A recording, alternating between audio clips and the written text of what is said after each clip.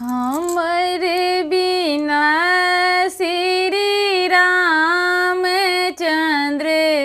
जिसो कहबनियो हनुमान। हमर बिना श्री रामचंद्र जिसो कहबनियो